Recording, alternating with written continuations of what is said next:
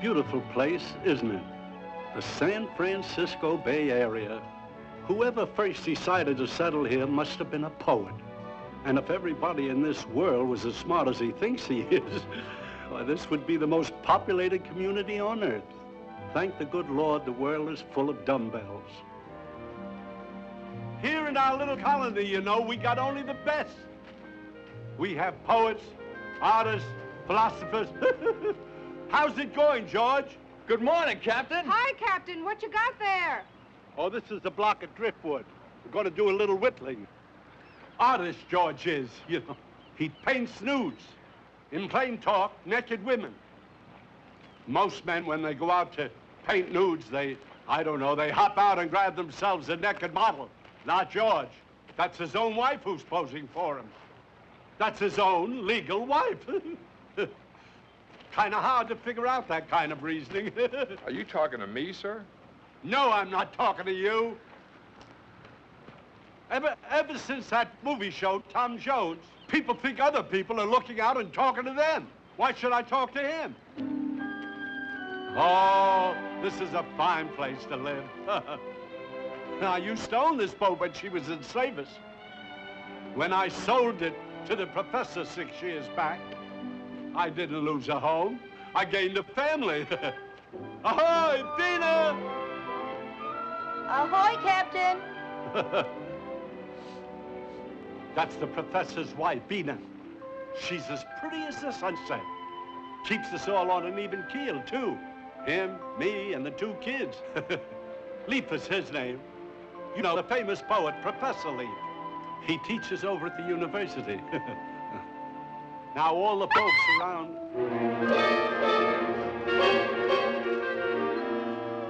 Oh, I'm sorry, Compass. Now, all the folks around here are as students, or as ex-students, or just plain admirers. And there's lots to admire about Professor Leaf, including his temper. He teaches the English poetry course over at the University of Coronia. That's one of the biggest in the West. The professor complains that the school's more interested in their science department than in their arts. Robert, your attitude is mean. You damn science dean, Sawyer, I've had it. Just because they got the world's biggest uranium-fueled nuclear power plant smack dab in the middle of the campus. He sure hates that power plant and all that goes with it. I don't care how smart they are, how many degrees they've got. How that nuclear gadget of theirs works on the drawing board. An accident is still an accident, and sooner or later they're going to blow us all to hell and gone out of here. It's only a question of time before one of those fellas shows up some morning with a hangover and pulls the wrong switch or puts too much uranium in the plutonium and wow! Don't think I didn't tell him so either.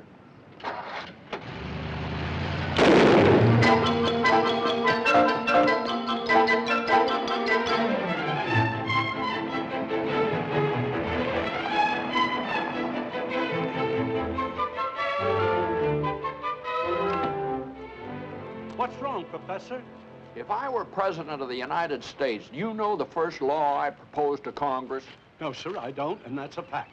I'd propose a law that would make it a penitentiary offense to invent anything that you couldn't uninvent if it turned out to be a mistake.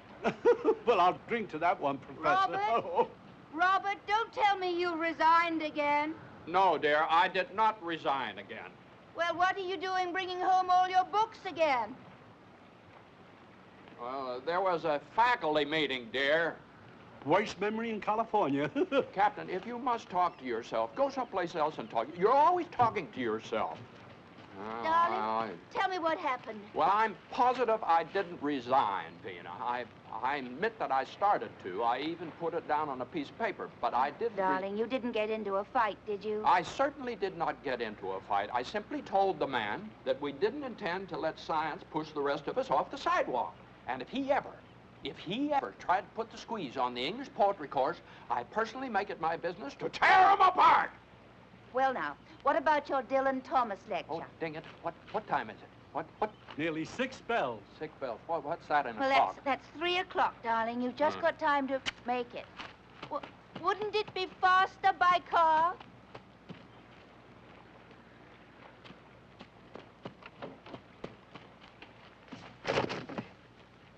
I thought you had the car today. You know that man once won a Pulitzer Prize for poetry, and then he forgot to pick it up?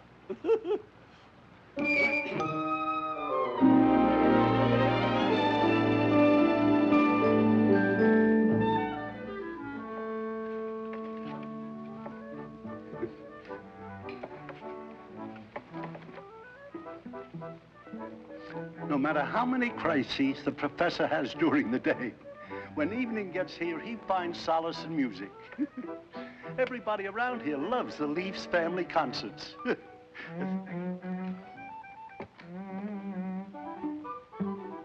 I used to love them myself before the boy took up the cello.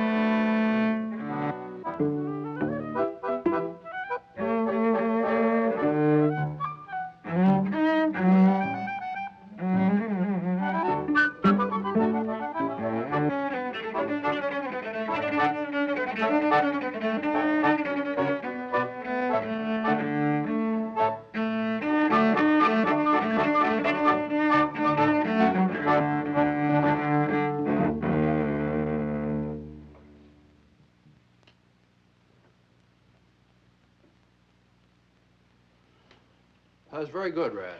Thanks. Very good. Well, if that's all, Dad, I have some biology. That's all, dear. Thanks. Night, Penny. Good night. Thank you, Erasmus. Kenny, hi, up here. Well, it's about time. I thought you'd never come. I can only stay for a half hour. I've got to study my biology. Well, that's why I'm here. Kenny! Are you coming up? Yes, in a few minutes, dear. Raz, I'd like to talk to you. Oh, man-to-man stuff. Already? I'm only 8. You sit over there, son. You don't mind having a little chat with Dad, do you? You know, we have to keep in touch, we men in the family. Nothing wrong, nothing like that. It's just that I was thinking, we had quite a few little bloopers this evening, didn't we? Did you notice them, too? Here and there, yeah, here and there. That's just nothing too serious. The finest musicians in the world had a clinker now and then, but we're not professionals. We're simply a family that happens to love music, wouldn't you say so? Yes, sir. Well, that's all that really matters, son. That's all that matters, to love it. It doesn't matter how many mistakes you make, as long as you've got it here. And you know what this is. Your shirt. No, it's your heart. It's your heart, and as long as you've got it here, that's all that matters. And we've got it here, you and Mom and Pam and me, haven't we? Hearts? Well, yeah. Sometimes it seems to me that this whole world today is divided up between the people who've got hearts and the people who haven't. You mean like the good guys and the bad guys? Well, that's a very good way to put it, son. Yeah, the good guys and the bad guys. And we want to be the good guys, don't we? Yes, sir. Sure we do. And as I say, making a few mistakes, that's not important. What's really important is, are we trying? Are we making an honest effort, an effort from the heart, like practicing enough? I think so. Well, then, what about all those bloopers? She couldn't help it. Who couldn't help it? Penny. Well, son, I'm not sure I'm following you. You're mad because she made all those mistakes, aren't you? Because she made all those mistakes? She was trying very hard, Dad. You don't think you made any? No, sir. Not tonight. None at all. You said I was good, didn't you? What's wrong? Now, Raz, I want you to listen. Listen to this.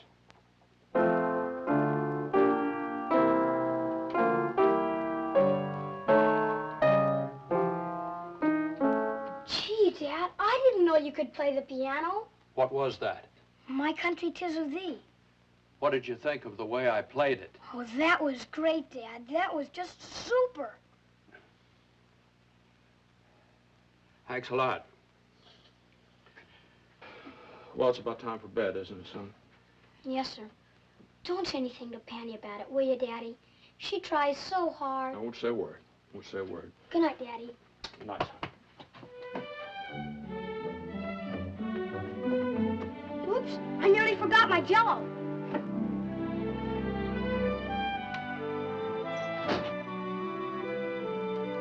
Trumpet!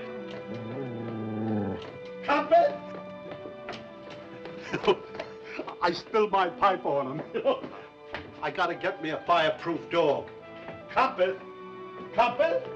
Let's go, Trumpet! Trumpet!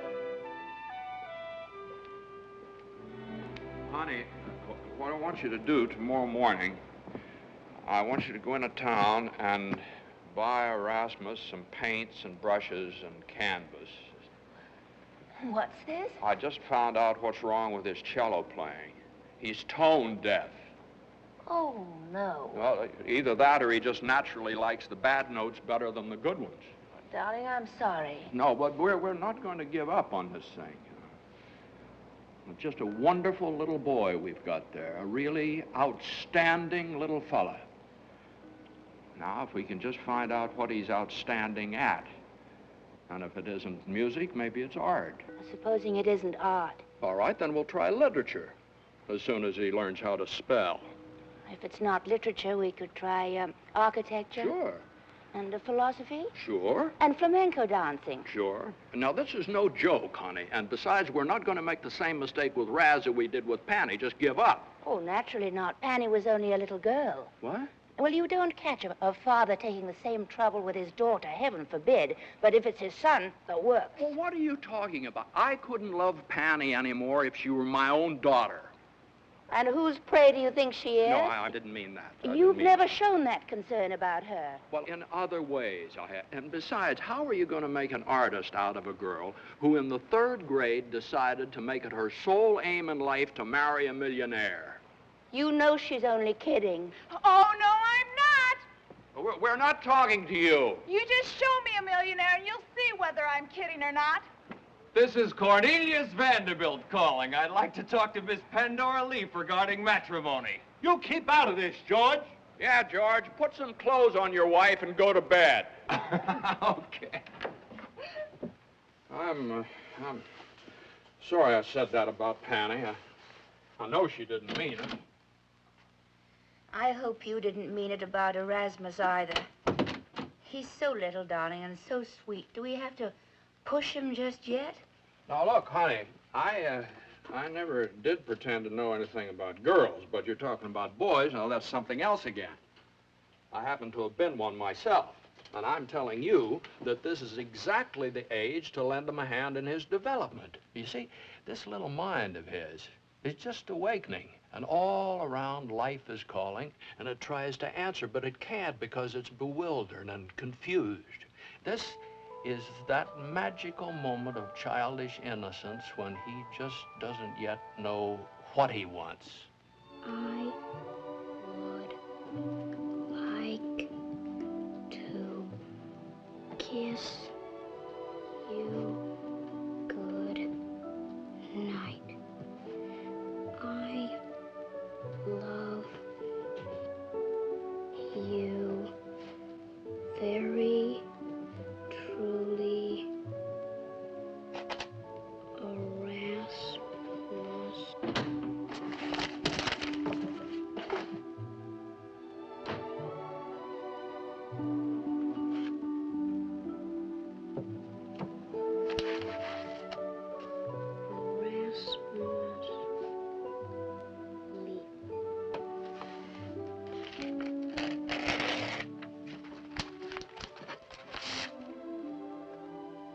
Miss Bridget Bardot, France, Europe.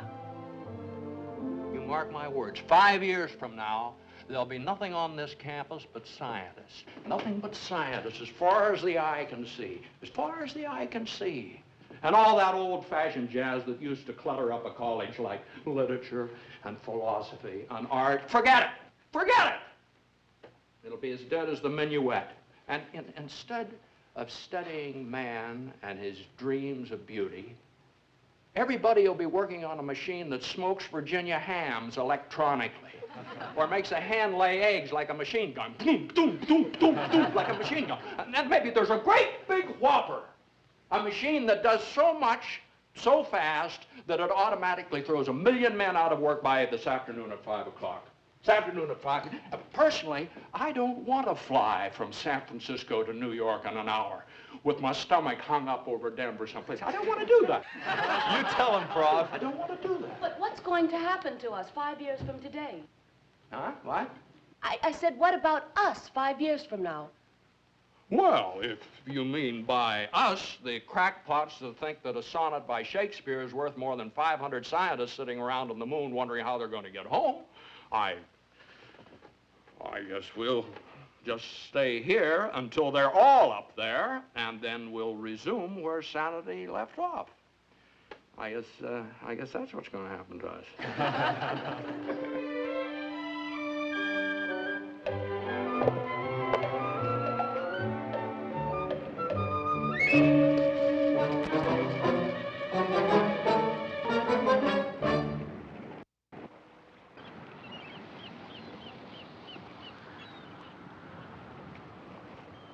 Why the cab? You leave the wagon in town? Something happened? The wagon break down? Wagon? What? Well, where's that note that Vina pinned on your lapel this morning? Oh, I don't know. Eh? Don't give him a ride home because he has the car today. Dang it. Hey! Hey, taxi! Robert, can you please come here? Well, I left the car over But this the... is important, love. Come on in. He's the only man I know who sends candy to his father on Mother's Day. Oh, good afternoon, Miss Eva. All right. Well, has this young fellow been acting up in class? Oh, no, indeed, Professor. Not Erasmus. Would you explain to my husband exactly what happened? It was really amazing. I was standing... I think it would be better if you told him exactly the same way as you told me. Well, this was Erasmus' first day in the 3rd grade, you know. And we have arithmetic right after the noon recess. Well, I was standing at the board giving the class a rather difficult multiplication problem. Let's see who gets the answer first. 108. Now, Erasmus, is that nice? You know we mustn't look in the back of the book. I haven't got a book. All right, then, let's try this one. 2,414. You mean you did that in your head? I don't know. In that case, young man, let's see you try this one.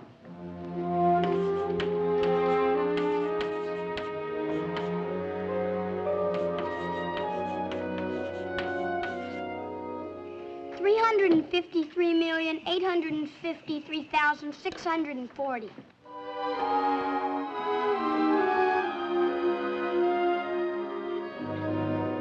Well, you can imagine my astonishment. Yes, I can.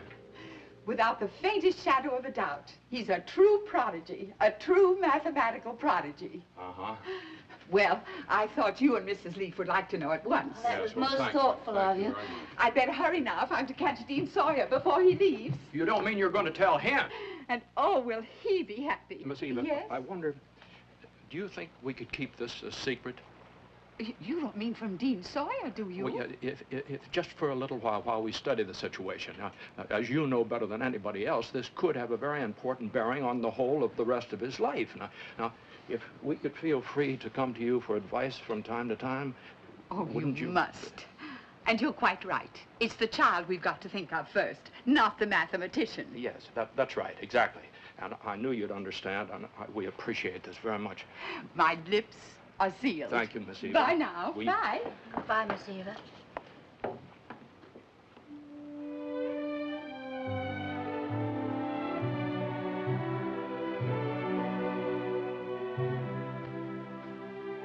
Well, Raz, you certainly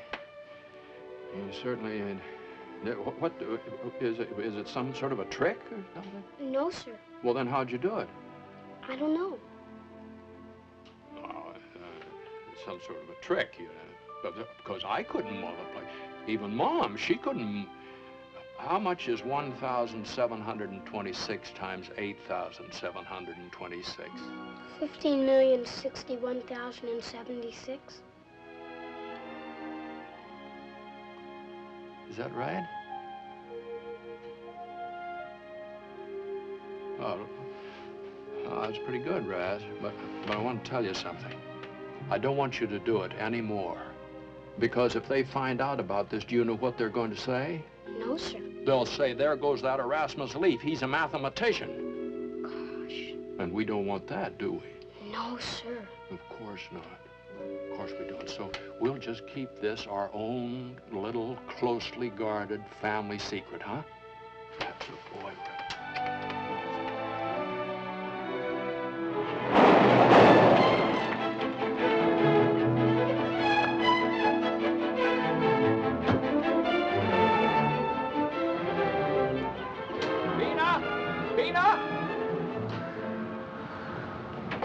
Where's your mother? Oh, I think she's downstairs, isn't she?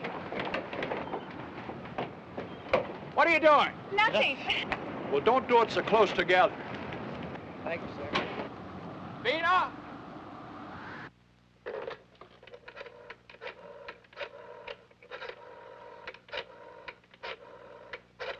Bina! See this? Oh, dear. Hello. Evening, Harold. Give me the editor. Now, just a minute, I'm darling. going to give him his choice. Either print a full retraction of the whole nonsense in the next issue, he's going to Yes, hear but from it's me. true. Yes, and who is it? What'd you say? It's true. Hello? What, the headlines of the story? Hello, who is this? Are you there or aren't you? Hello? What do you want? You called me. What do you want? No, don't bother me. I'm busy. When it happened, I had no idea they Oh, were no, going to no, print it in the newspaper. Let's not panic. Now, let's just keep calm and let's examine the situation coolly. All right. Now, what happened? Well, it was the afternoon that I went to buy the paints for Erasmus, and we stopped by the bank to cash a check, and they were just getting ready to close. There we are. I'll be right back.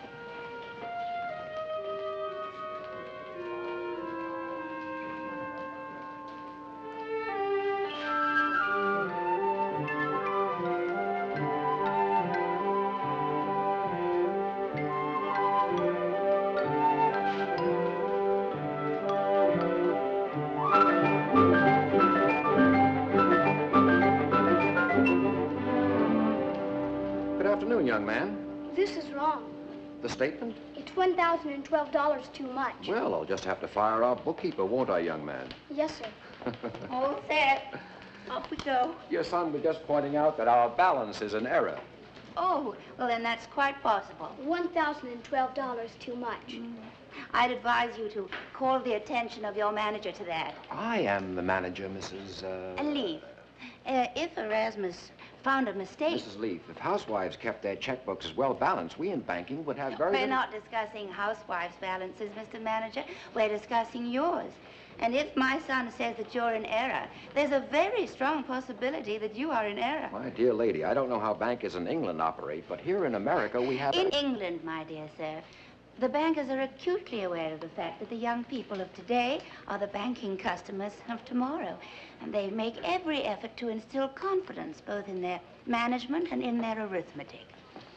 Have you a copy of this statement in there? Yes, sir. Run it through the machine again.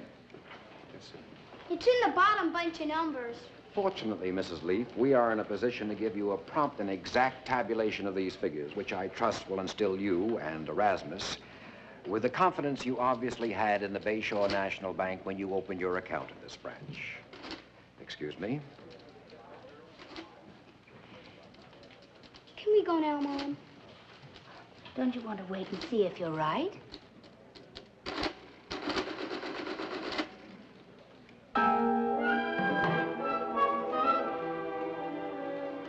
How much? 1,012.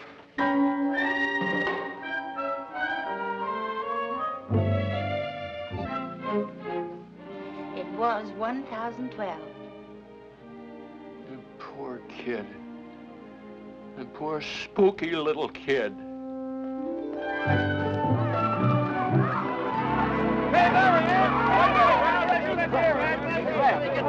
How old are you, son? Wait a minute.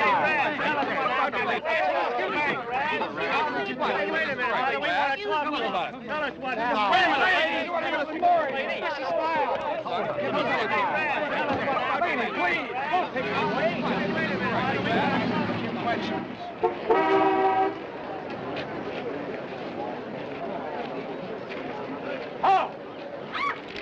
We're the press, Professor. You back off.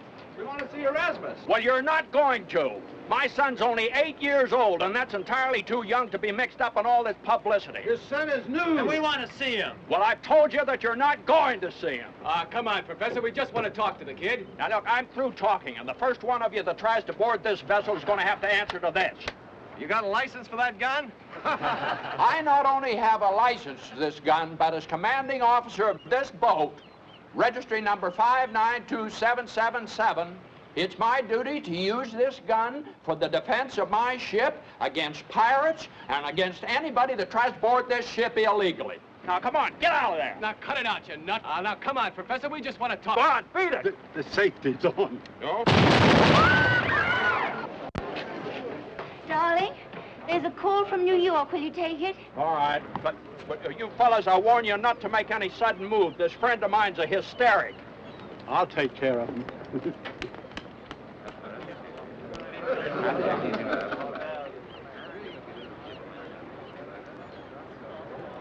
Hello? Hello, Professor. This is Harvard Associates. Harvard? That's right. Now, without thinking, just off the top of your head, what is your reaction to this title? Ready? What title? Beat the Kid. Beat the what? Beat the Kid. I think I must have missed something. The idea is this, Professor. Each week, Erasmus would face a panel of top mathematicians, physicists, biochemists. What for? Well, I throw out a problem. A clock ticks, tick, tick, tick, and the eggheads try to beat the kid. He couldn't possibly do a thing like that. That's the most ridiculous thing I've ever... It's ridiculous if we feed him the answers ahead of time.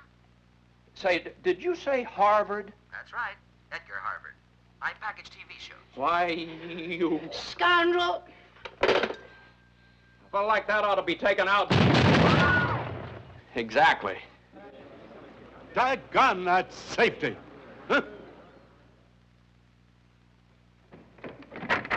Yeah? Dad, I know that you're working, but Kenneth and I have just had the most marvelous idea. You'll never guess what it is. What is it? Look. What's that? It's Raz. Raz? Isn't it gorgeous? George painted it next door. Was he run out of canvas? No, this is just a sample. You know, Kenny works part-time at Sears. Well, we're going to go into business and sell them the Erasmus Leaf sweatshirt. $1 a piece. Get rid of it. Rid of it? Well, you can't ignore an absolutely fantastic idea like this. To make money, you don't know how much you can make from a deal like this, Dad. Now, Penny, there is absolutely no deal in which I would sanction your brother's countenance to sop up the body fluids of countless sweaty little boys. But, Daddy, how can you be like that? Like what? What's so special about Raz? I mean, if Beethoven can do it. What's Beethoven got to do with it? Well, you know, sir, the Beethoven sweatshirts. Yeah. Huh? Ludwig von Beethoven on a sweatshirt? And Brahms, too. I don't believe it. Well, sir, we saw a lot of them at Sears, and Brahms is very big at Stanford. Now, wait a minute. Listen to me, both of you. Now, I've been sitting here for hours trying to complete one single line of poetry. One single line of poetry. And I'm afraid that I just am not going to be able to find the words, because the only word I can think of right now is sweatshirt. Now, take that thing out and burn it. Yes, sir. You're passing up a fortune, that's what you're doing. First the TV show, and then Life magazine, and Look, and the World's Fair. No wonder we've never had anything. And with that attitude, you know, we'll just never, ever have anything. Oh, Penny. Like a new car, and a real house with a garage to put it in, and a new dress for the prom. Pandora.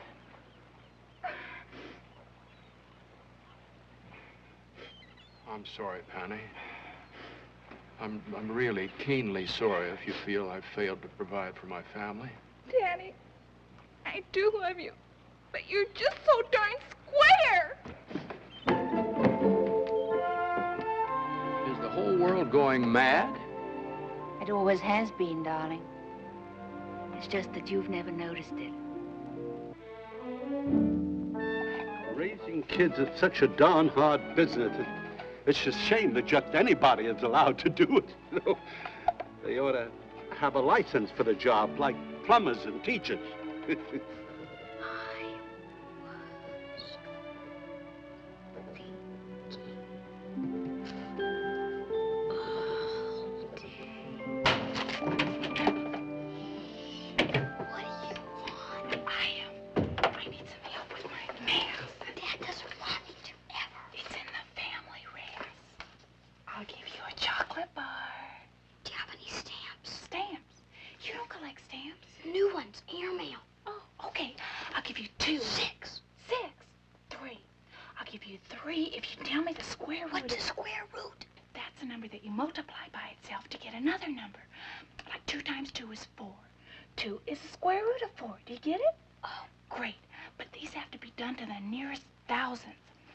The square root of 221.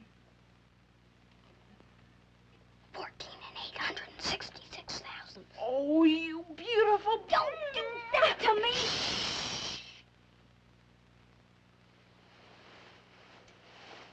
Sweetie,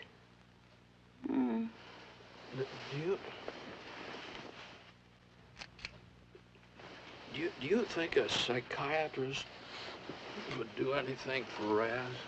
A psychiatrist? Yeah, you know those fellows that understand everything you're saying, even though you don't know what you're talking about? Robert, don't you think you're overdoing the situation a bit? I mean, I know how unhappy you must be. Your son, a mathematician. Our son. And I can imagine the kidding you're getting at school. No, it doesn't have anything to do with it. Doesn't have anything to do with it, believe me. Honey, in this world today, there are two cultures, the humanities and science. Now, this happens to be where the road forks for our son. Now, what are we going to do? Are we going to help him choose a way, or aren't we going to help him choose a way? That's just as simple as that. There's Dr. Volker.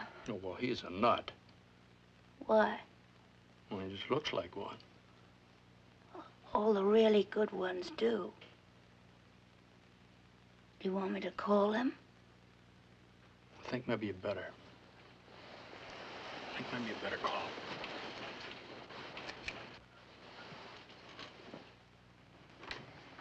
Ah, good morning, Mrs. Lee. Good morning, Doctor. Erasmus, this is Dr. Volker.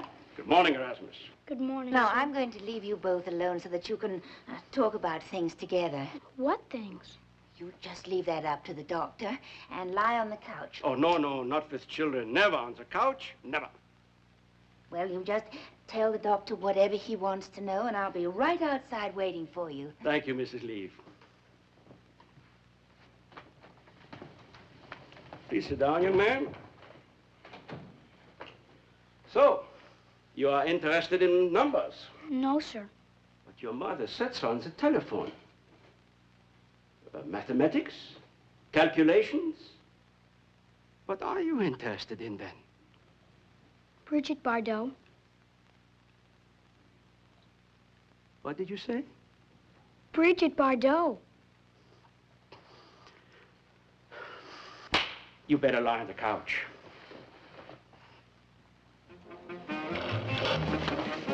One more now, Raz. Oh, no more maltings. I want 50 cents.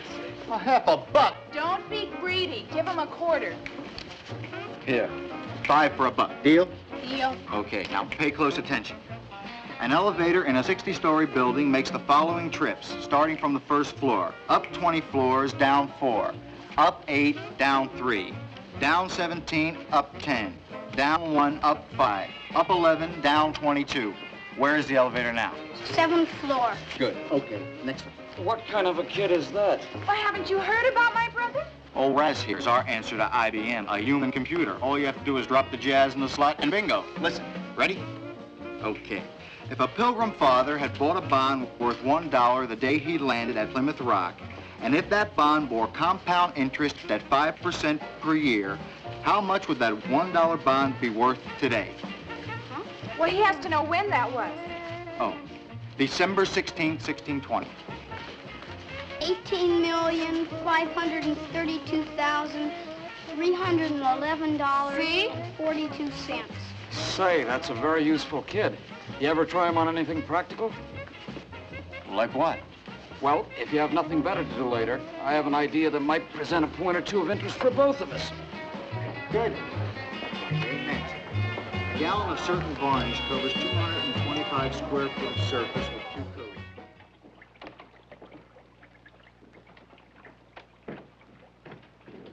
Did you finish the dishes already, young man?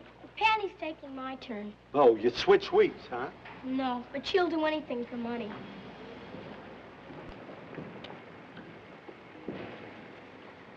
Excuse me, Captain.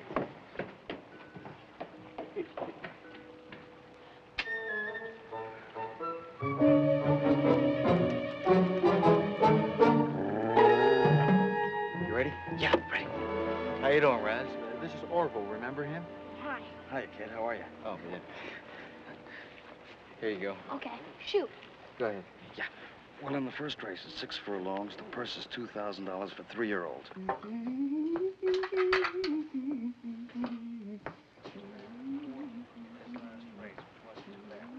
Mom, Dad, Kenny's here. Do you mind? All right, Penny, but not for long. Okay, my homework is all done. Honey, that boyfriend of Penny's, Conrad? Kenneth, darling. Kenneth, darling. Does he have any dough? No, that's really rather tragic. She'd set her heart on marrying a zillionaire, and now she's fallen for a pauper. Well, the reason I asked, I saw him in a new car this afternoon. But, of course, I suppose that's the way it is with paupers these days. No, it couldn't have been his because he's working his way through school clerking at Sears Roebuck. Sure pay well. Do you think we could drop romance for a bit? Well, that's no way to drop romance for a bit. Come here. Dean Sawyer called this afternoon. Uh-huh. He just wondered whether a few of the math professors could have a little chat with the Erasmus.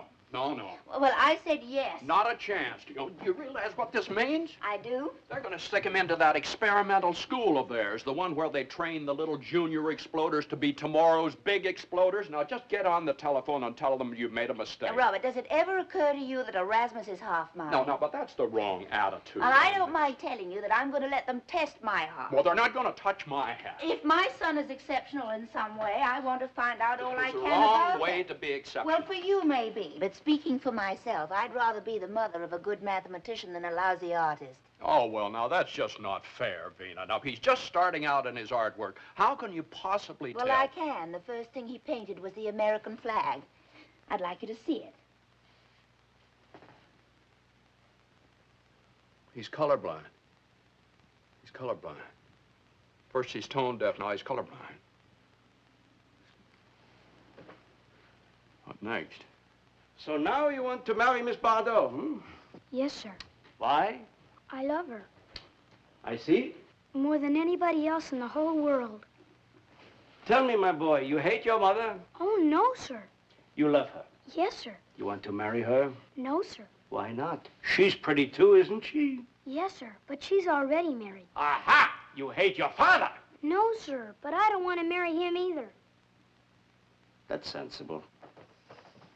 I just want it clearly understood, Dean Sawyer, that I'm allowing this exploitation of my son under strong protest. Again, Robert, this is not an exploitation of the lad. This is merely a comparative study. I know, but I just want it clearly understood that no matter what the outcome, you're not going to transfer this boy into that little experimental school of yours, the Junior Exploder. No, Robert. I just want it clearly understood, that's all. All right, let's get this over with. Well, here's our little genius. You know, Professor, and Mrs. Leaf, of course, Doctor. Of course. And, now, if you're ready, I'm sure Erasmus is, aren't you, my boy? Ready for what? The doctor just wants to ask you some questions, darling. And if you can't answer them, just say so, son. It's perfectly all right. Do the best you can. I want $1. Oh, no dollars, son. Now, come on, come on. Then I won't let my head work. Here you are. Wait a minute, Dane. Here they are. There's $1. Acts like his sister. All right, Van Schlag, let's have the first one. Yes. Young men, into this electronic computer, we have fed the following data. The nearest star to our Earth is Proxima Centauri.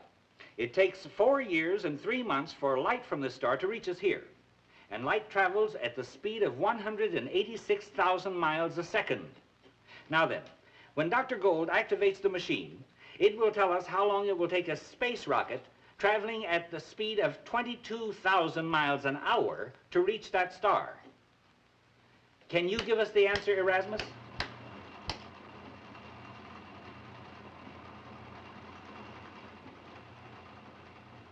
$129,354 years, 199 days, 2 hours, 10 minutes, and 54 seconds.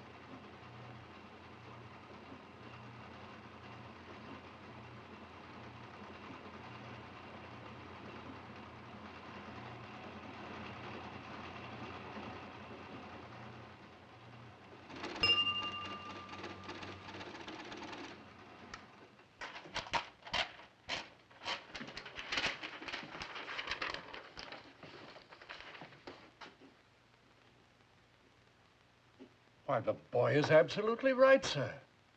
And twice as fast. I've never seen anything like this in my life. Incredible. The boy's a genius. That's all. Come on, son. Oh, no, not yet, please. This could have been an accident. Accident? One more, if you don't mind. Will you excuse us? Oh, wait. I would like to have Erasmus and the machine divide 17,590,000,38,552,578 by 680. It can't. The computer? No, sir. But 680 won't go into it even. Well, we'll see.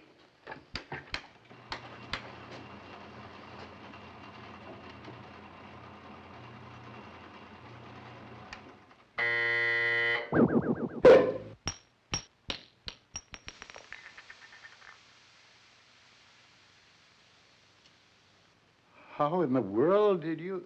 The only numbers that'll go into it are 8,191 and 2,147,483,647. Those are the only ones. Can we go now? That's all. That's all. Dr. Lee, may I impose for a moment? The State Highway Department. It means that... Now, if you'll please leave, all of you. Darling, it's their office. Oh.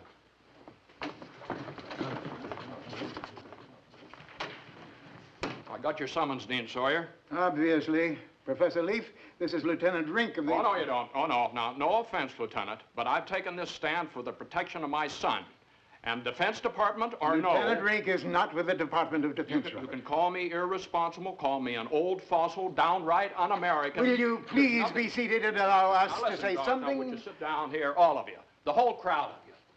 Now, what you want me to do is to exploit my boy. Now, what none of you seem to realize is what's happening to Erasmus. Ever since this whole weird phenomenon started revealing itself, this poor kid has been withdrawing into himself, and something's happening to him, which very frankly is starting to trouble me deeply. It's causing us trouble too, Professor. All right, let's all just forget about the whole thing, let the storm die down, and permit this kid to lead a normal little boy's life. Such as devoting his talents to the handicapping of horses? Such what? Lieutenant Rink is from the sheriff's office. Professor, your son has been supplying information to one of the most active betting rings we've uncovered in some time. Right here on this campus. Erasmus? What kind of information? He would know a racehorse from a jackass. His information is computed from published data. And he is far and away the most successful handicapper our department has ever encountered. Well, you must be joking about this. Kid's 8 years old. You know Kenneth Taylor, don't you? A friend of your daughter's? I thought his name was Kenneth Darling. Taylor. And Orville Snob? No, I don't know him. They were suspended this morning after a confession in which they said your son had picked 17 straight winners for them. Little Raz? Did you or did you not know about this, Professor?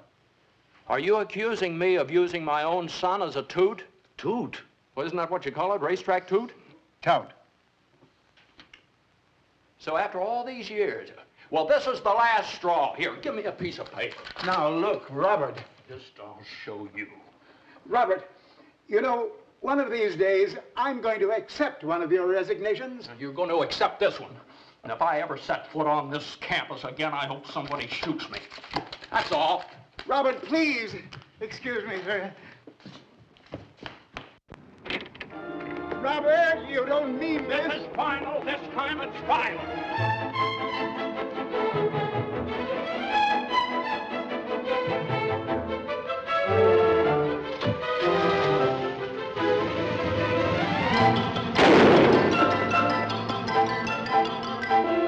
But, Daddy, please. Now, you stay out of this, Penny. This is between me and what's his name here. But, sir, believe me, I was And only you trying... shut up, too. I want an explanation of this outrageous behavior. But, Daddy, Kenny's trying to explain. Why didn't they say something? Well, sir, I was only... You corrupted an innocent child. Now, get out, and I don't want to see you lurking around here anymore. Yes, sir. Where are you going? Well, you told me to leave. Not until you explain. Daddy, wait till Mom brings Raz home, and then we'll show you how it works. I want $3. But, Raz, you can't charge just to show Mom and Dad how you figure horses. Raz, this is just for practice, no bets. I don't care. $3. You see, the boy's tainted. But the only thing he ever spends money for is stamps. Well, you collect stamps, Raz? No, sir. Well, come on, let's get on with the exhibition. No money, Raz. Pick a race. They have to feed him so many statistics. One race a day is about all he can do. But with Raz, one's enough. Okay, Razzle Dazzle, here we go. The 6th at Tanforan. 7 furlongs for maidens. Weather clear, track fast. Track record 121 and 1/5. First, Al's Rose.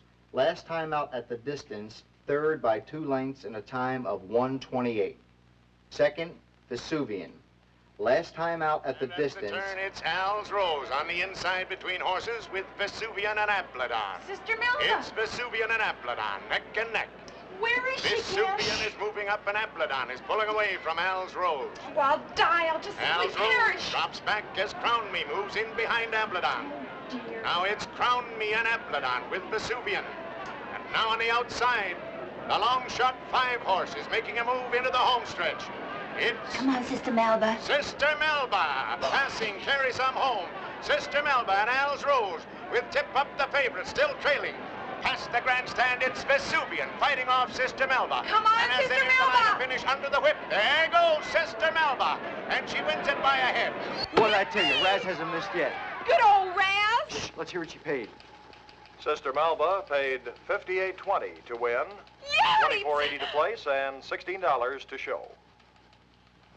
You see, sir, for a modest investment, we would now be ahead several $100. Don't you see, Dad? Raz is like diamonds on the sidewalk. All you've got to do is just bend down and pick him up. My interest is not for myself. Believe me, sir. I wish only to make enough money so I could marry Penny. $1 million? Oh, it doesn't have to be a whole million. Well, what about your education? Oh, Daddy, with money like this, who needs an education? And I could get someone in to do the laundry. Well, Daddy? Well, what? Well, is it okay, sir, for Erasmus? Of course not.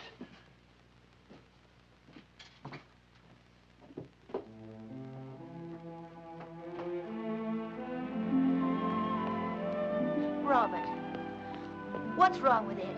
Well, we can't use our child like that, honey, to gamble with. But is it immoral? Well, no. I can't say it's exactly immoral. Illegal? Illegal is purely a matter of geography. Well, then, what is it? It just doesn't feel right. If you agree that it isn't immoral or illegal, what's wrong with picking up some of those diamonds off the sidewalk? Well, it's just the... Honey, in there just a little bit ago, you said about getting someone in to do the washing. Oh, darling, I didn't mean it to sound like censure. It's just that I suddenly realized how tired I was of housework when the horse won and paid $58. Now I haven't even got a job. Robert. Oh, honey, I'm sorry, but job or no job, I just cannot, in all conscience, turn Raz into a slot machine. All I've ever really wanted is a son who likes at least a few of the things I like and play catch with me every once in a while, that's all. And if we can help him over this crisis, maybe he'll turn out to be a son like that.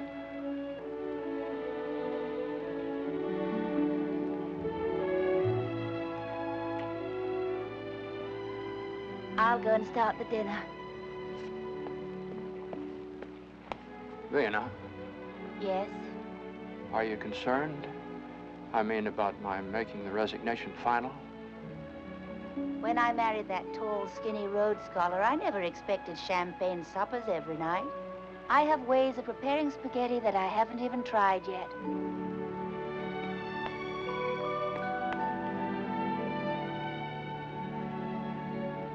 Robert, please explain to your daughter. What's the matter? I can't go to the prom. Why not? Well, how can I in last year's dress? Oh, Penny, I always thought that was the prettiest dress you ever had. With every other girl there and a new one. Oh, I see. Well, you can't fix this one over or anything. Oh, now, Daddy, really, I just couldn't. All right, well, if you want a new dress, we'll get you a new dress, and it'll be the prettiest one there, too. Daddy. Well, we'll get you a new dress. Thank you. I just love you to death. Thank you. Sure. You know, Robert, sometimes your impracticality goes too far. Well, now, if the dress means so much to her, dear, we'll just dip into the old nest egg. The old nest egg. Yeah, but that's what it's for, isn't it? Emergency. Have you any idea how much is left in the old nest egg? Exactly $18.35. Oh, well, that's not correct. dear. You're so wrapped up in the humanities that sometimes you forget that a teacher's wife has to handle at least 52 emergencies a year. Why do you have to make such rash promises to Penny without consulting me? You must have realized why I brought her up here. Yes, looking back on it, but I made the promise. I'm just going to have to make good on it. Well, how do you intend to do that? Well, it seems to me that years ago, during the Roosevelt administration, didn't they have something called Social Security? When you're 65 years old, yes. No. And Penny will be a grandmother by then. No, but this had something to do with unemployment insurance, too. Where you get paid for not working. It was sort of like the subsidies they give to farmers for not raising any crops. I have to check on that tomorrow. I'll check on that. You're next, sir. Me? Step up. Oh, I'm sorry. I'll take it in small bills, please. That's how you'll get it as soon as you meet the requirements. Oh, I thought I had met the requirement. I'm unemployed. Well, first you go over there and fill out the forms and come back. What forms are there? Well, this'll explain it. You see, we have to try and get you a job. Why? Well, this is the State Employment Bureau. I thought it was the Unemployment Bureau. Oh, no. It works like this.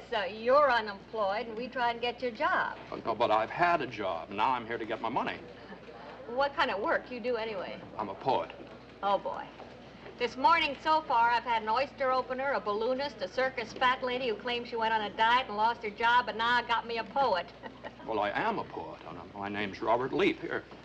I'm in this anthology here. My name's in that book. Here. See this? My name's in this book. That don't make me a telephone. Now, you go over there and fill out the forms and bring them back like a good boy, huh? When do I get my money? Not today. There'll be a 2-week waiting period. 2 weeks? Well, is the rule inflexible? I mean, don't you ever make any exceptions? Believe me, if I could make an exception, you'd be the first one I'd make it for, cutie.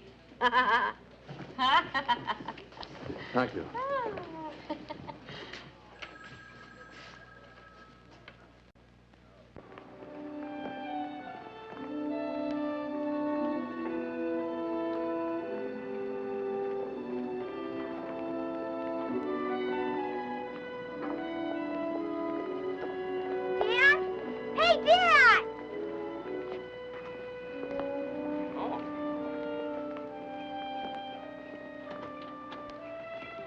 Did you get it, Daddy?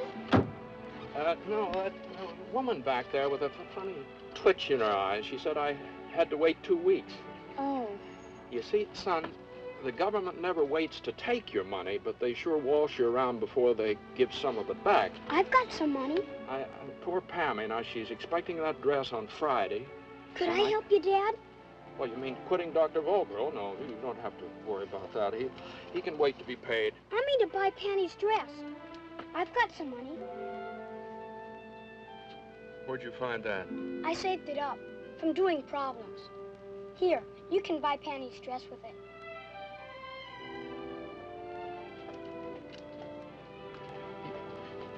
You know, you're a first-class little fella. You know that, Raz? You are? First class. I've lost the key to the car. It's in there. Oh. Thank you, son.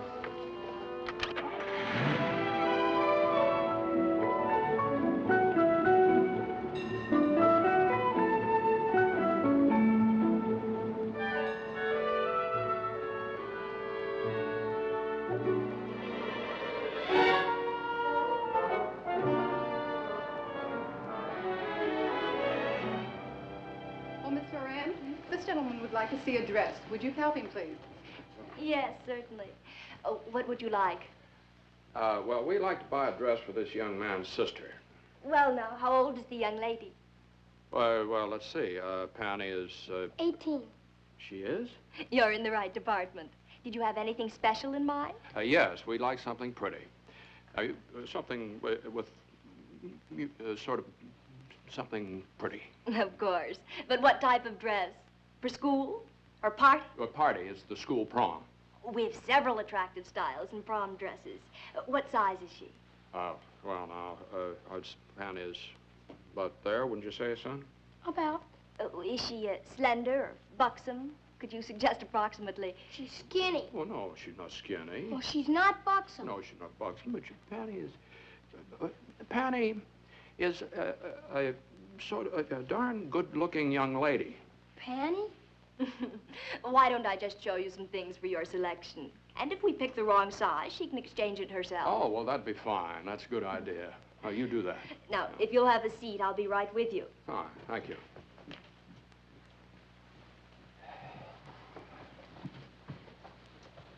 Looks very nice on you. Excuse me, please. I'll be right back. How about this one? No, you like that one? Well, it's too short on you. Oh,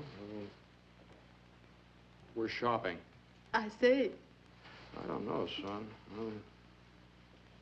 Oh, Miss, I beg your pardon, but I have a daughter, and we're trying to figure out, of course, she's not as big as, yeah, but what is your size? I'm 36, 23, 35. That's 94. Is that right? I'm a 10. Well, she's 18. I mean, I'm size 10. Oh, and that, well, I wonder, would I be presumptuous if I asked you to, would you try that on? Just what is the meaning of this, huh? What do you mean? Accosting my niece in this manner. I'm not... He just asked me to try on a dress, sugar. No, I wasn't accosting the lady. I distinctly saw you stop my niece. All I said to the girl was... You look familiar. I know you, don't I? Well, how do I know you know me? Leaf! Professor Robert Leaf. Well, that's right. My dear Professor, forgive me. Who doesn't know one of the world's great men of letters? Wow. I'm Dr. Peregrine Upjohn. Oh, Dr. Upjohn. Now, perhaps you're familiar with my treatise on the Elizabethans, published when I taught at Tellamue. No. Oh, no matter. Let me shake the hand that has written words noble enough to rank with Whitman. Well, you're too kind, sir. My dear, this is Miss Eugenia Clove, my niece. How do you do, Miss Clove? I'm very pleased to meet you. And I do try on the dress for the professor. Oh. I'd be happy to. Oh, thank you. Now, you must be... Yes, this is my son, Erasmus. Yes, we've all read about this young man. Dr. Leaf, if you can forgive my outrage, will you do me the honor of taking tea? Well, I have to get the boy to the doctor at 6. Perhaps some other time you'd come over to the house. I'd be honored. Have you got a card? I'm afraid I don't have a card. Well, I could write the address well, down. Oh, fine. It's right near here. Here we are. Several selections. I like the red one. So, I am the only one in the world who knows that Erasmus Leaf is in love with Bridget Bardot. Hmm? No, sir. Well, who else knows? Bridget Bardot. How? I told her in my letters. You write letters to Miss Bardot? Every night. All right. You better forget about her now. I can't. Try. Now tell me, what did you do today? I went shopping. Oh, and what did you buy? A dress.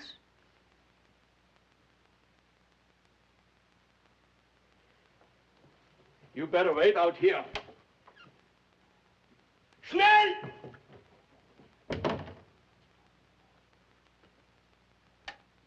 Yes, Doctor? Please send me in here the boy's mother. She isn't here today, sir. His father's here. That's even better. The father.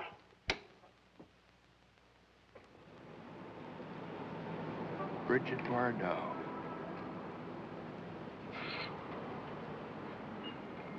Bridget Bardot. Sir, you may be colorblind, son, but you're a green-blooded, all-American boy. The professor and Rash should have been home an hour ago. I don't know, you put a father and son together, they're liable to go out and celebrate the fact that they're men. And that's worth celebrating, especially these days when so many women wear pants.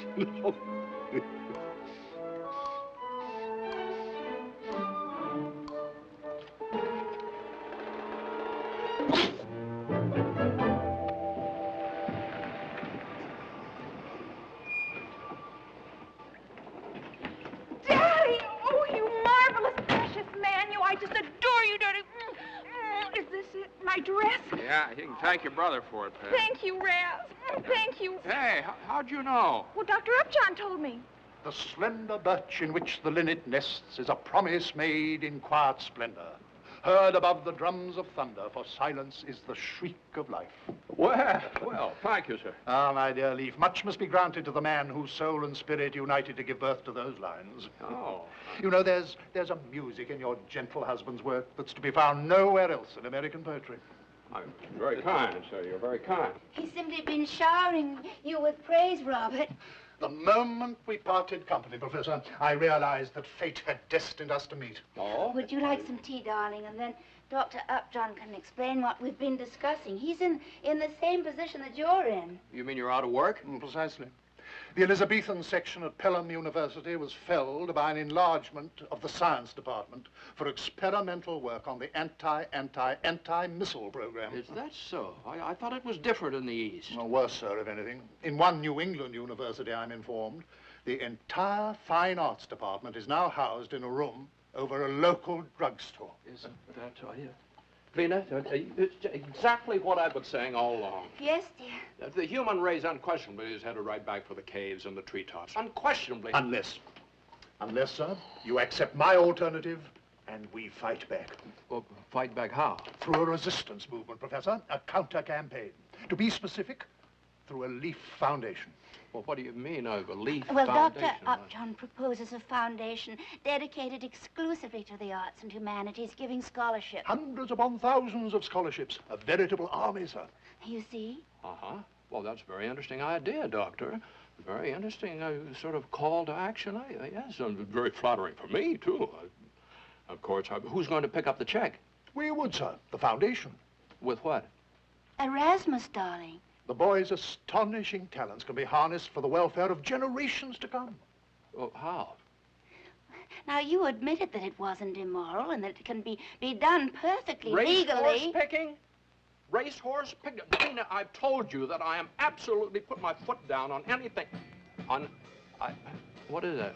But, Doctor, this is a very commendable project, but to involve a small boy in what the devil is going on out there? Vina! Hey, Professor, look! With torches!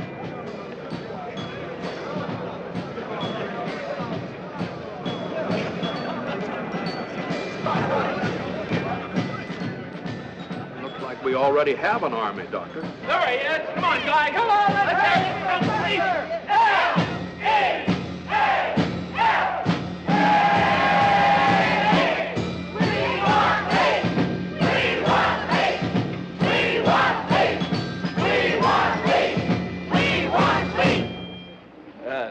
Professor Leaf, sir, on behalf of the students of your English poetry section... Your English poetry section, Professor, we hereby petition you to return to the university and fill the void that now exists. Ladies and gentlemen, first let me thank you for making an old accordion player feel like a young football hero. This display is very gratifying. It's very, very touching. But in the words of Shakespeare, everyone can master a grief, but he that has it. No, come back, Professor.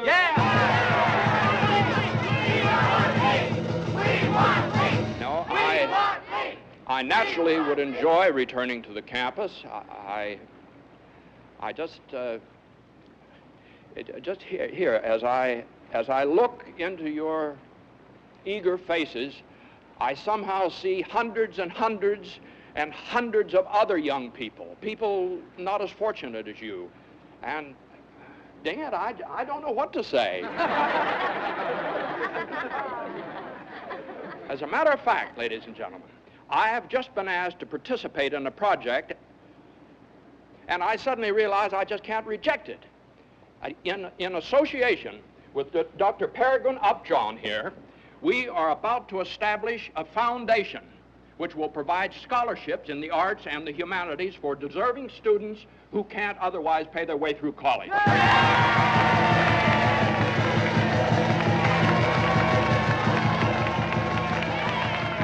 My heartiest congratulations, my dear Leaf. You are indeed one of nature's noblemen. Ladies and gentlemen, through the good offices of your beloved poet and mentor, we shall endow a veritable army to give challenge to the ugly hordes of space-age plumbers and slide rule manipulators our schools are turning out to take over the world. Isn't this wonderful? Yes, darling, but please don't invite them all for dinner. Oh, no. Just think of the youngsters these scholarships will help, honey. Just think of it. And, of course, the whole thing's going to be run on a purely business-like basis. Upjohn's he's going to take care of that. I'm going to work on the plan itself, you know, like finding the right kids in high school, things like that. Oh, we're going to make out beautifully, darling, even on a limited salary. Oh, no salary. No salary. We agreed on that. Neither one of us are going to take salary from the foundation, only expenses. Expenses, then, as long as you're happy. You know, everything is working out so wonderfully, everything. Panny's dress and the Leaf Foundation and Dr. Volker. I just can't get over that. How about that? Isn't it wonderful to know how normal Braz is? And this influenced my decision as far as working for this foundation is concerned. But Volker called me into his office, and now that we know that he's a perfectly healthy... would you let me finish what I... You're finished. And in his last race, third in the time of 1:29. Now, today he carries a weight of 119 pounds. Well, that's the lot, my boy. If you have the computation soon enough, we'll have time to wager on the 8th race at Santa Anita. You bore me. Son. Oh, that's the name of the horse. You bore me. Post position number 3. The morning odds are 5-2. Well, hardly a long shot, but we have to begin the fun for the Leaf Foundation somewhere, don't we? Well, now that we have the selection, what do we do? Because I'm as innocent in these matters as you are, my dear Leaf, I've taken the liberty of engaging an accountant familiar with matters of the turf. Mr. Christopher Argyle, please. He's associated with a large firm of auditors in Oakland. Mr. Argyle? Muirhead. Yeah? It's for you. Yeah, I'm busy. I got coffee money going on this game. It's up, John. Up, John.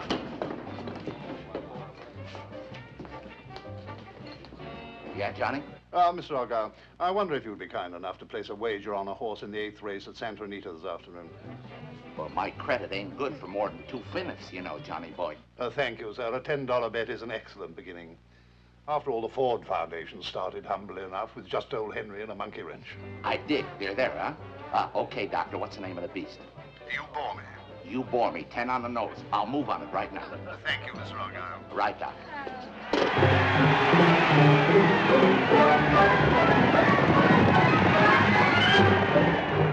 10, 20, 5, 6, 7, 8. Not bad for a start, huh? Slowly but surely, my dear Mulehead, we'll work our way up to majestic levels of investment.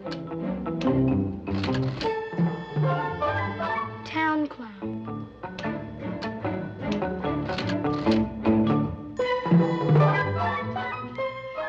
Myra's Hope.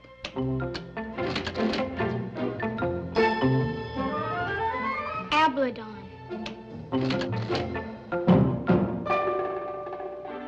Bandito. Bandito. Bandito. I'm so happy I ever met you. You're such a sport. I can see how happy you are, my little one. You're overflowing with joy. Oh. Go powder your nose, my dear. Why is it? Oh. Oh, sure, sport. Now, what is it? Oh, trouble's filled. Today's long shot drove another book under. That's 6 bookies we busted this week, Johnny. I tell you, the word's out. I can't get any action covered no place. It was inevitable. Well, you'll just have to go to the track and bet the machine. Yeah, but Johnny, you... I know it's legal, but we can't quit now. Yeah, I guess you're right. All of this on number 11.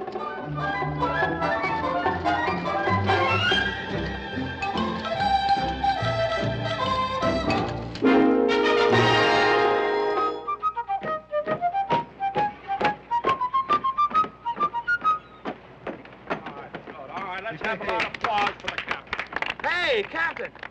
You going to launch her? Yes, sir. Well, wait for us. Yeah, we'll be right down.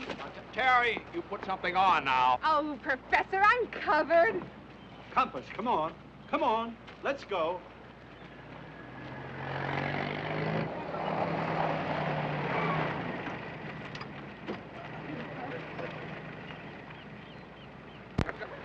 We've got a good day for it. Anything for me, Mr. Rugy? There is today, Raz. It's from France. From France?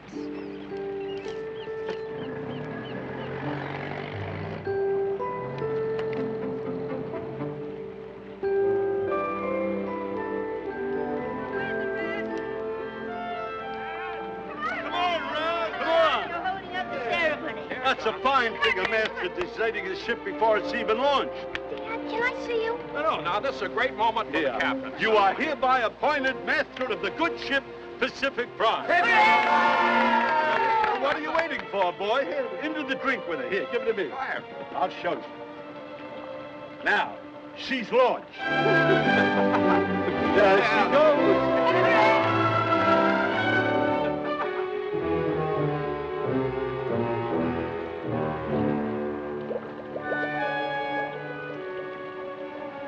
She sank. What a shame. And after all that work? Yeah, Can we go now, Dad? Can I talk to you, Dad? Can I see you? No. Well, let's see if we can't get it. Come on. Oh, I'll do, have that in a George. second. Well, you can't wait in here. It's 3 fathoms deep. Dad, this is important. Oh, all right. I guess we have a summit meeting. All right, son. What's all the mysterious excitement? Will you read this for me? Can't you read it? B.B. Bridget Bardot. Well, son, you never told me you corresponded with her. You never asked me. Oh, I never thought about it. Well, you wrote to her, huh? Every night. Every night? Will you read it to me? It's in French talk. Let's see. Mon petit chéri, Erasmus, my dear little Erasmus. I have before me all your sweet letters. I have never received such lovely letters from a little boy before. And I am touched by I am so touched by yours that it makes me triste, so sad. I have not written to you before now how beautiful they are. I wish I could meet you. Qu'un jour tu puisses venir me voir. Oh, I wish that someday you could come to see me. Write to me again, and always remember, je t'adore, B.B. Wow. Well, that's very sweet letters, son. Can I? Can you what? Can I go visit her? Oh, well, it's a very far away, son. But she said come, didn't she? Well, I know, but Paris, France, that's all the way across the Atlantic Ocean. That's all right. I don't mind. And she did invite me. Well, yeah, well, I'll certainly think about it, Raz, but I can't promise anything. And after all, a trip like this costs an awful lot of money. I have $11 left. Oh, it'd take more than that, son. A lot more than that. I can make some more. How? Make Dr. Upjohn pay me for picking those horses. Oh, no. No, Raz, you see, now that money is for our foundation, for a really important purpose. And we only use it for the absolutely essential expenses. And making a trip to Paris to see Brigitte Bardot just is not an absolutely essential expense. Well, son, let me think about this now. Let me think about it. We'll see. We'll see. That was a very nice letter, Raz.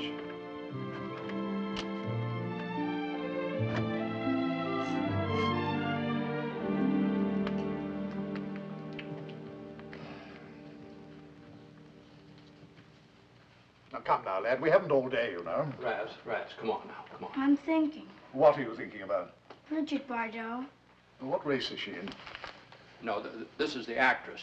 You said I could go see her.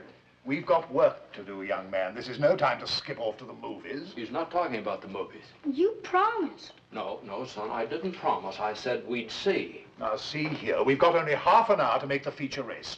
Now, let's run through the entries once more. No. What do you mean, no? He means no.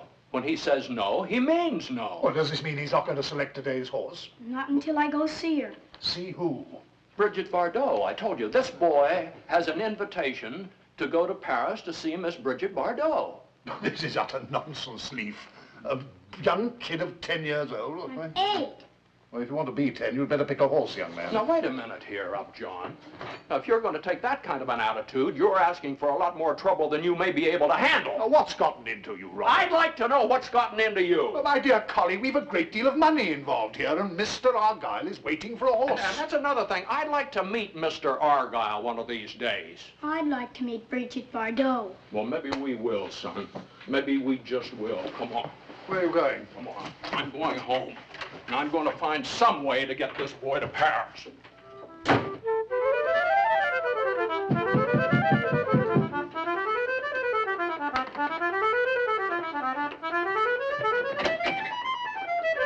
Dr. Upjohn. Forgive this intrusion, dear friends, but I had to come. For you, dear lady, and for you, Robert. A most noble grape. And where are the children? I have candy for them. His and hers. Well, that's very thoughtful of you. I hope I'm in time to apologize for my behavior this afternoon, Robert. I was hasty and selfish.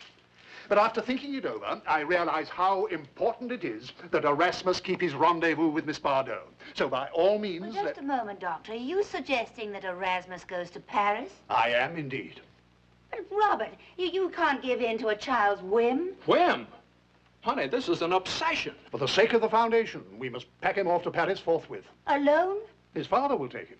Hold on now. How can we do that? And the cost would... Oh, damn the cost, sir. Erasmus is our most valued asset. Indeed, he and my adding machine are our only assets. If the machine broke down, we'd have it repaired. Well, you mean we can take the funds from the foundation? And fly to Paris. Behold, 2 jet plane round-trip tickets to Orly Field, Paris. Well, honey, what do you think? Why not? Why not? Paris, eh? Paris. Brigitte Bardot.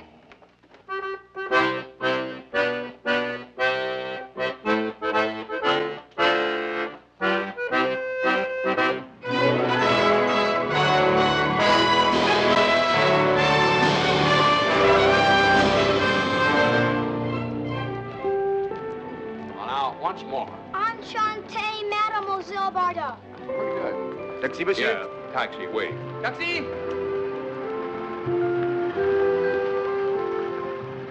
Anglais, vous parlez anglais? Oui, un peu, a little. Take me to this address. Bon. This is a distance. I must telephone my loving wife. She will be waiting. But it's Brigitte Bardot's house. Baby, my wife can wait.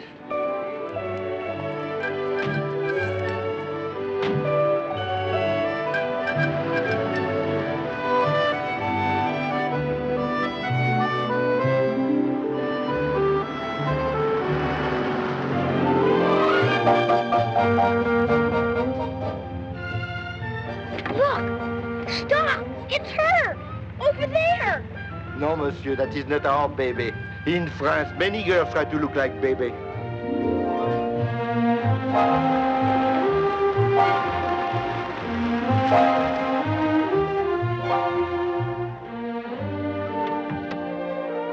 This is it.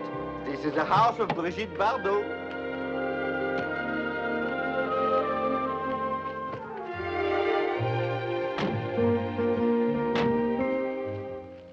Permettez, monsieur.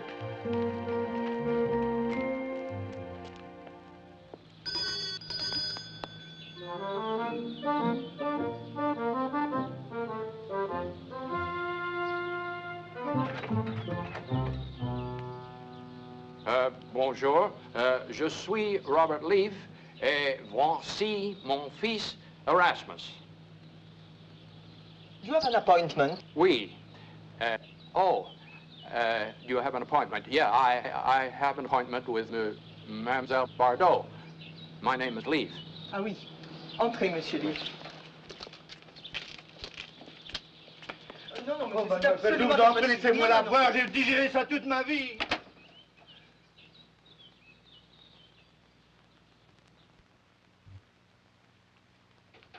Mademoiselle will be here in a minute. Merci, thank you.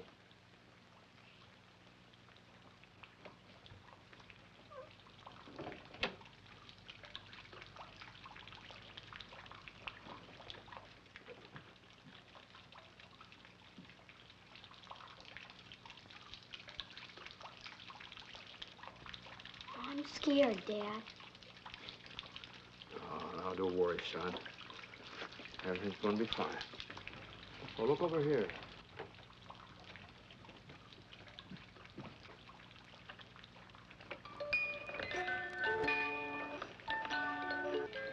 See that? Hello. My name is Leaf. Which one is Erasmus? Enchanté, Mademoiselle Bardot. Mais vous parlez français? C'est merveilleux. Comme je suis contente de vous connaître. Je vous remercie pour toutes les gentilles lettres que vous m'avez envoyées. Enchanté, Mademoiselle Bardot. Yes, well, I'm afraid that's the extent of his vocabulary. Oh, then we shall speak in English. Thank you for your pretty letters. I'm delightful to meet you. You are the father of the boy? Yes, Robert Leaf. Robert Leaf? Not the American poet? Oh, you familiar with my work? The songbird's flute, the drum beat of the rain, the sound of wings against the night, all joy to put my heart to flight. There? Well, I couldn't be more flattered. Flattered. Oh, flattered. Oh, flatté. It is a pity we have so little time to visit. Yes, but this visit belongs to Erasmus. Ah, come, we'll have some chocolate. Oh, Sit down. There you are, son. Monsieur? Thank you. Or do you prefer tea? Huh? Oh. Well, more chocolate? He doesn't speak very much, does he? Is your son always so silent, even at home? No, mademoiselle. Il est simplement trop overwhelmed. You see, it means much more to him than you realize. Erasmus, have you lost your tongue? Don't you want to say something, Raz? Just a few words? Well, I'd like to ask Mademoiselle Bardot for a favor. Well, what's that? Could I have your autograph? You mean you came from California, all the way, only to get my autograph?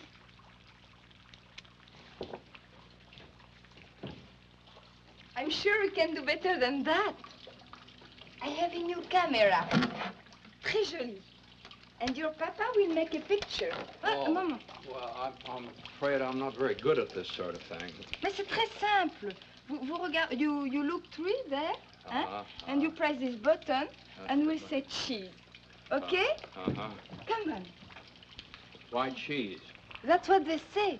Cheese, fromage. Uh-huh. Oh, there you are. Look here.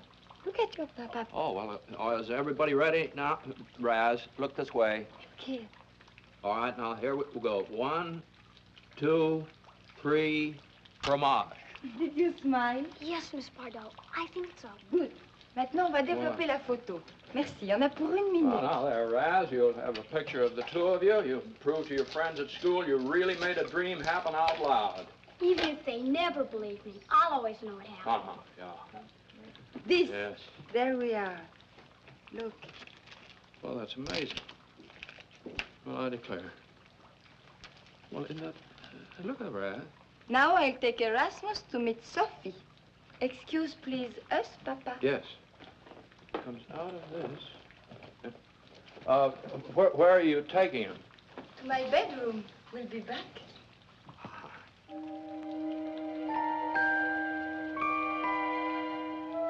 I have a gift for you to take home. And you don't have to speak French to understand this little thing. This is Sophie. Sophie, this is Erasmus. And she has given me some lovely kittens. Kittens? Yes, little dogs. You make friends with her, and she will let you pet her kittens. There. I think she likes you. Now, look.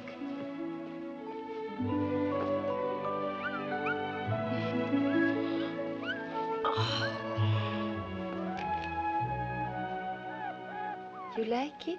Oh, yes, I do. Take it. Me? Yes.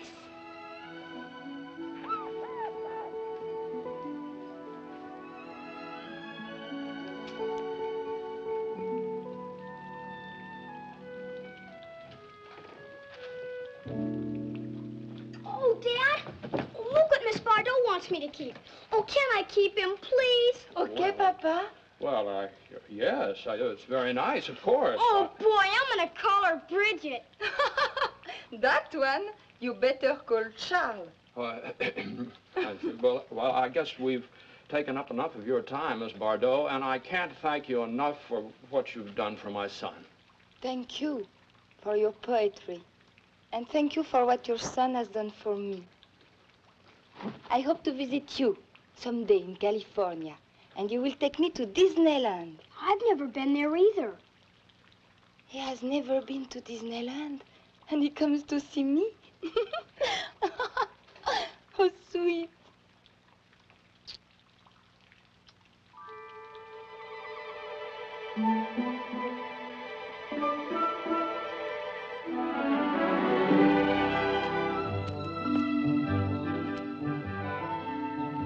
I'll never forget her, never, ever. She's the most beautiful lady in the whole world.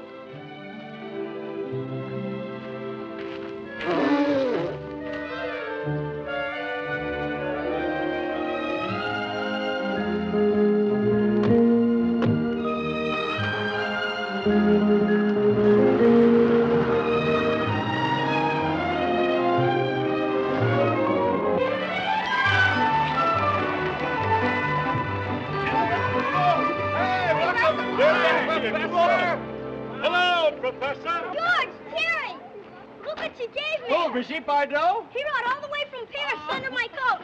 Oh, Compass, go away. Go away. Go Now, away. you scoot on inside and change out of that soggy, wet shirt.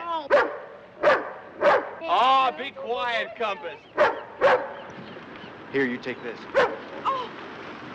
Professor Lee. Yes, sir. Excuse me, Professor. Remember me? Lieutenant Rink? Oh, yes, the dean's office. Yes. You know this man, Professor.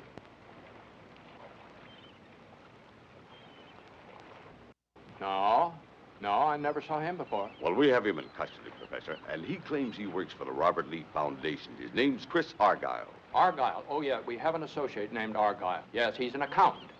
Well, this one's a no accountant, if you'll forgive the pun. He's a cheap confidence man. Sorry to have disturbed you, sir. Thanks for your cooperation. Not at all, not at all. Huh.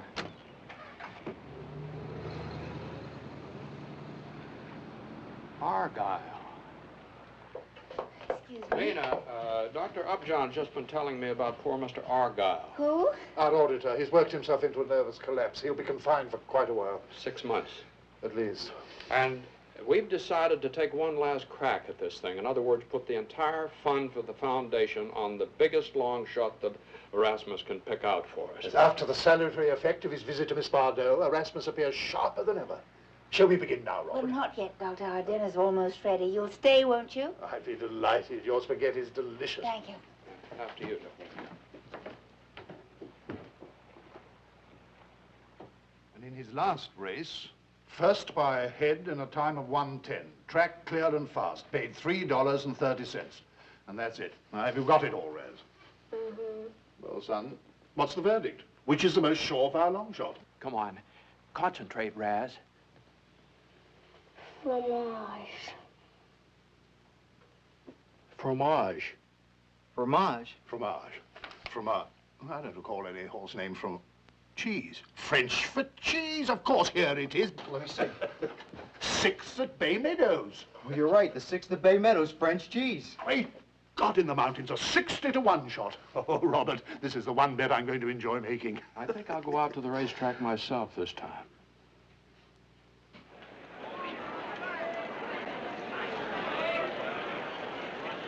Three minutes till post time. Kenneth, what's the number of our horse? 8. And look at those odds, 70-to-1.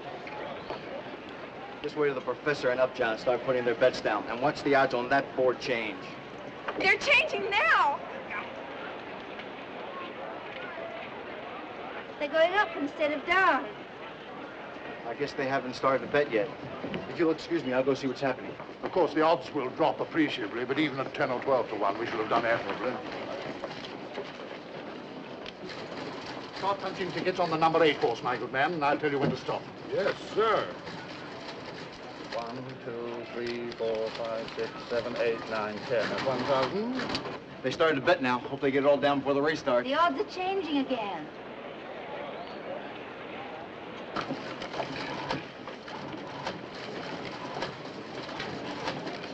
Now, that's a lot. Let's go.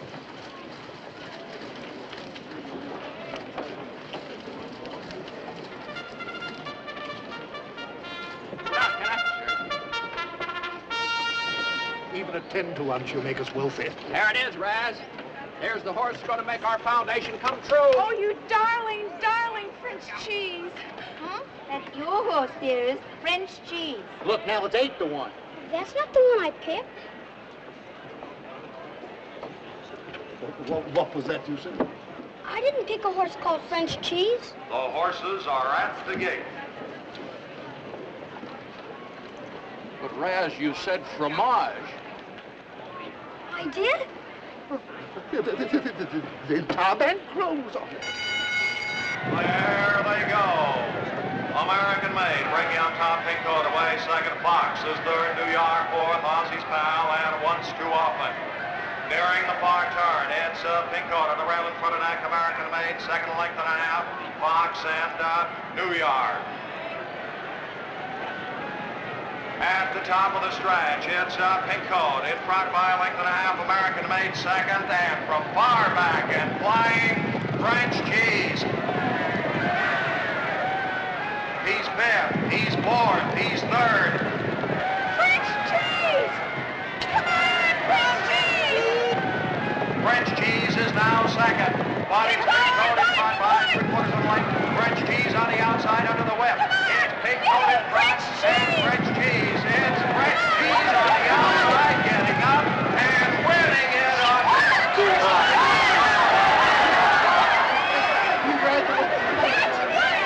cheese won! What? Did you see her? She won! She won! Dad, what are you doing? Don't hurt me. Let me see. Guy, did you see her win? Let's go. We won, Sugar, we won. Have you the airplane tickets? 2. For real? It's the only way to find.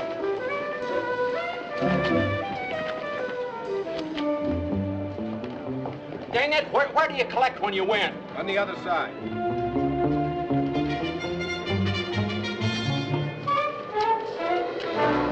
Hold it.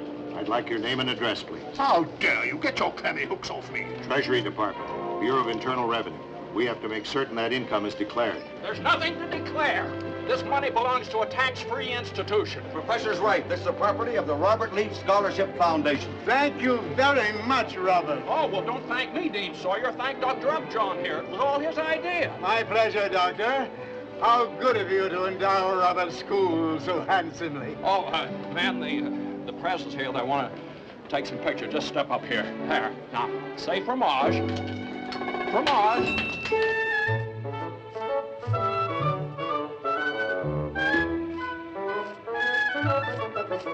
Thank